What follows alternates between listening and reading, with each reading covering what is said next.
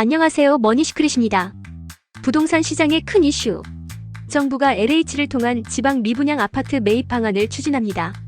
현재 준공후 미분양이 10년 만에 최대치를 기록하면서 정부가 건설 경기 침체를 막기 위한 대책을 내놓은 건데요.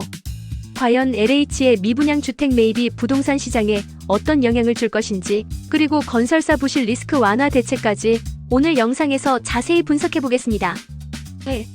정부 LH 미분양 주택 매입 카드 꺼냈다. 먼저 이번 정부 대책의 핵심 내용부터 살펴보겠습니다.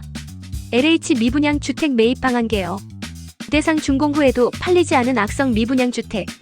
지역 비수도권 중심 현재 미분양 주택 80.2%가 지방에 집중. 추진 배경. 2023년 말 미분양 주택 7만 172채, 2012년 이후 최대. 준공 후 미분양 2만 1,480채, 2014년 이후 최고치.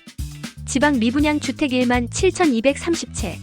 즉 미분양이 쌓이면서 건설사들의 유동성 위기가 커지고 있고 정부가 이를 해결하기 위해 LH가 매입하는 방안을 검토하는 것입니다. LH 미분양 매입, 시장에 미치는 영향은? 그렇다면 LH의 미분양 매입이 부동산 시장에는 어떤 영향을 미칠까요? 건설사 부도 위험 완화. 미분양이 쌓이면 건설사의 유동성 악화 부도 위험 증가. LH가 미분양을 매입하면 자금 유입 부실 리스크 완화. 지방 부동산 시장 안정화.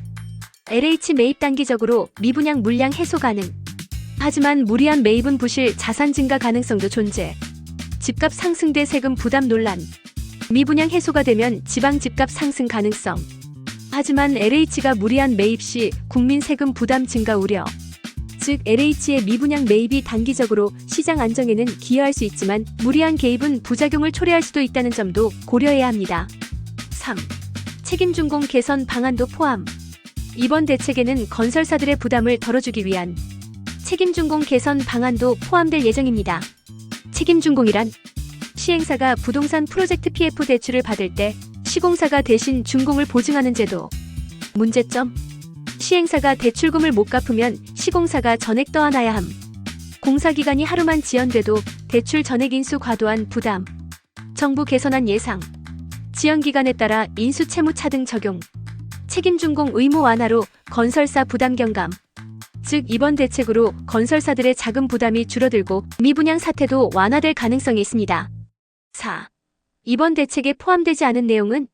하지만 이번 발표에서 정치권에서 요구했던 몇 가지 정책은 포함되지 않았습니다. DSR 총부채 원리 금상환 비율 한시 완화 X.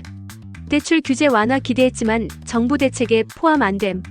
금융시장 불안 우려로 신중한 입장. 지방 미분양 주택 세제 완화 X. 미분양 주택 구매 시 세금 혜택 논의됐지만 반영 안됨. 향후 추가 대책으로 검토 가능성.